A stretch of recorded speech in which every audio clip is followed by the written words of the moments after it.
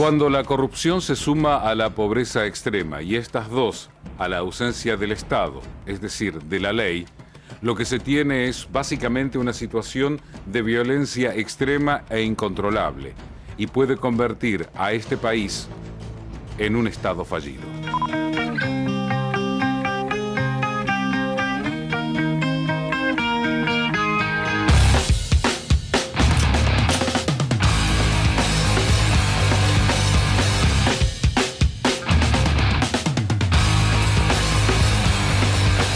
La violencia en las calles de Guatemala sigue preocupando al mundo entero. El pasado 9 de julio se conoció la triste noticia sobre la muerte de Facundo Cabral, cantautor argentino de 74 años, que fue asesinado a balazos por un grupo de sicarios, quienes interceptaron el vehículo en el que viajaba hacia el aeropuerto. Las sospechas rápidamente giraron no tanto en torno a investigar los alrededores de Facundo Cabral, sino a tomarlo como una víctima de una trama en la que no tendría absolutamente nada que ver. Giraría más vale sobre el empresario que lo estaba llevando hacia el aeropuerto en Guatemala, y que iría también rápidamente a los temas de las mafias, que en Guatemala las hay, muchas, y los primeros elementos, que es lo que está hablando hoy la prensa en los países de América Central, pasa por las sospechas de un probable ajuste de cuentas. El presidente de Guatemala decretó 3 días de duelo nacional por el homicidio del cantautor argentino. Este hecho violento volvió a poner en tela de juicio a las organizaciones juveniles o pandillas conocidas como maras, un fenómeno que preocupa y moviliza a los gobiernos centroamericanos.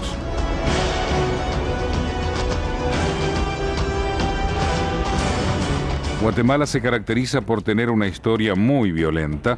Muchos analistas la han bautizado como la capital del crimen y desde hace varios años sus funcionarios coinciden en que se convirtió en un verdadero estado narco.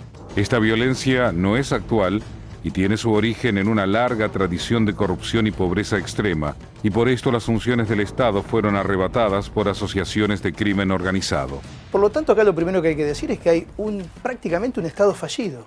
El Estado no se puede hacer cargo ni siquiera de la seguridad mínima. Las principales víctimas en esos países son las mujeres, los chicos y ¿saben quién? Los colectiveros.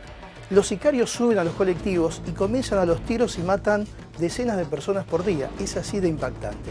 El mundo mira para otro lado. Hay democracia, por lo tanto no tiene tanto impacto como lo que ocurrió durante tantas décadas en la región, en América Latina. Pero hay que mirar un poco más de un Estado que casi desapareció prácticamente, deja muertes al por mayor y que ahora con el narcotráfico está cada vez peor.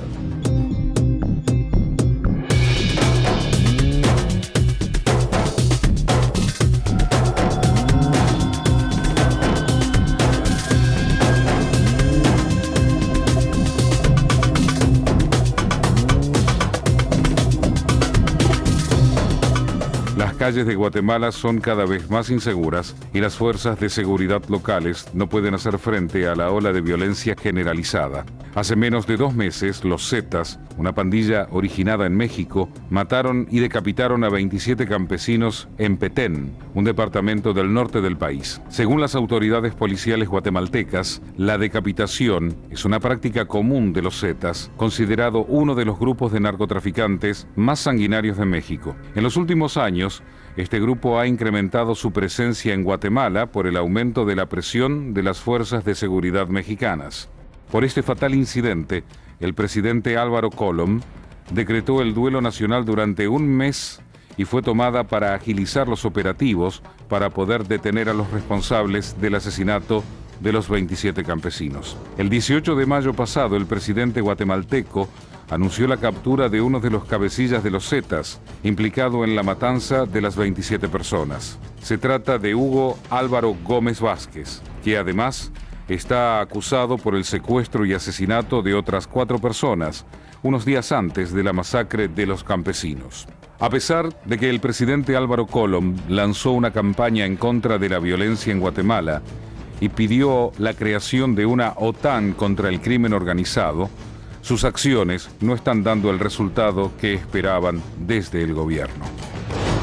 En el caso de Guatemala, el gobierno de Álvaro Colón es un gobierno de tipo de centro-izquierda, pero que no ha hecho nada en el ámbito de arremeter contra las organizaciones violentas, que en el caso de Guatemala son las maras y los grupos vinculados al narcotráfico, además de otro tipo de mafias, y tampoco ha hecho nada, aparentemente, el presidente Álvaro Colón para avanzar sobre la corrupción que en el caso de Guatemala, como de otros países de América Central, engangrena el ámbito público y el ámbito privado, la empresa privada.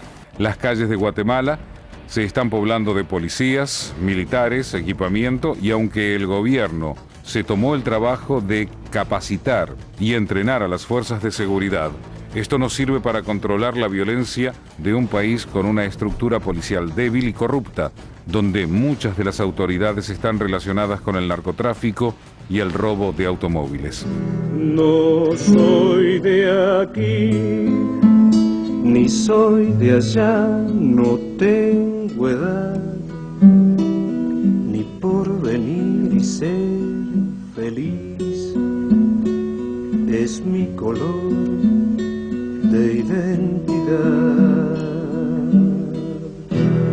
En Argentina y en el resto del mundo, la muerte del cantautor Facundo Cabral, ocurrida el pasado 9 de julio, causó conmoción y el repudio de varios presidentes, artistas y políticos.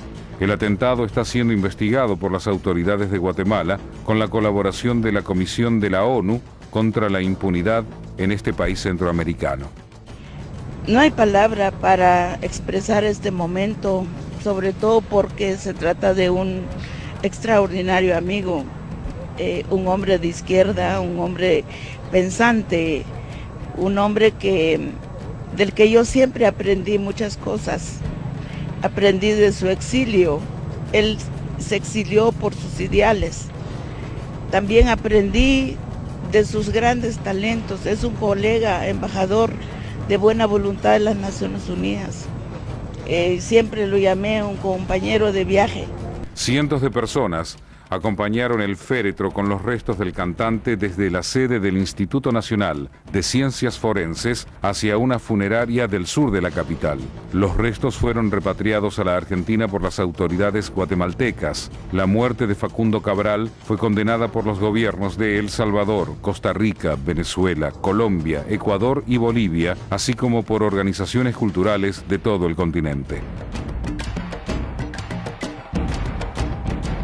Este fatal desenlace es un hecho que nos conmueve, nos toca de cerca por tratarse de un argentino que murió a manos de la violencia de jóvenes guatemaltecos.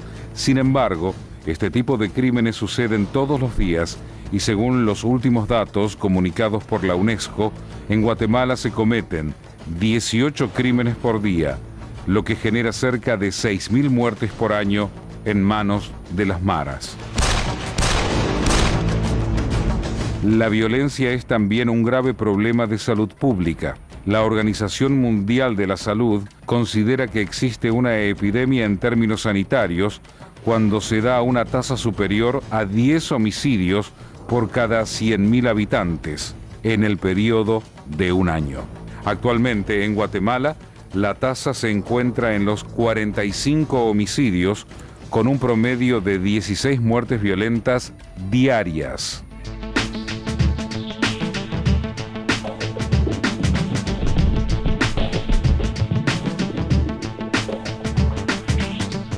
A menos de 2 meses para las próximas elecciones presidenciales, Guatemala enfrenta una ola de violencia incomparable con otras ciudades del mundo y hasta el momento, 32 personas involucradas en la campaña presidencial fueron asesinadas violentamente.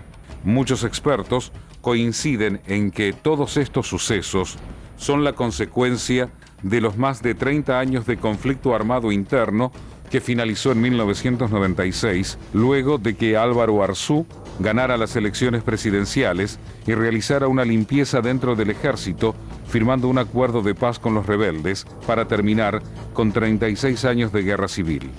En total, la guerra dejó un promedio anual de 5.500 muertos.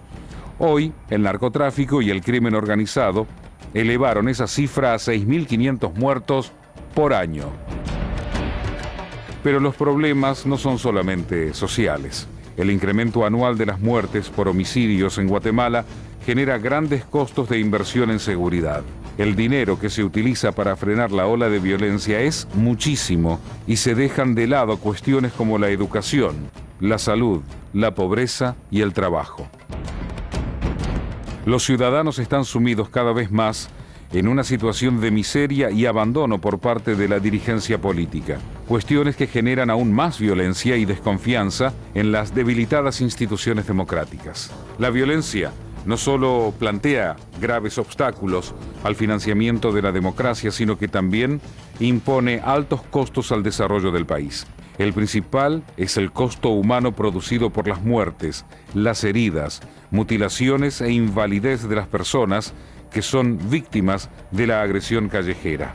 Todo esto genera grandes gastos que coartan la posibilidad de desarrollo de Guatemala. La palabra mara deviene de marabunta, esa agrupación de hormigas que arrasan todo a su paso, y ese es justamente el accionar de estas agrupaciones juveniles que tienen, por ejemplo, en el narcotráfico, una de sus fuentes de financiación, además de alquilarse como sicarios para llevar a cabo crímenes. Cuando volvamos, después de la pausa, vamos a tratar este tema y qué es lo que lleva a estos jóvenes, producto de una larga guerra civil, falta de hogar, a ser parte de un grupo que les da pertenencia.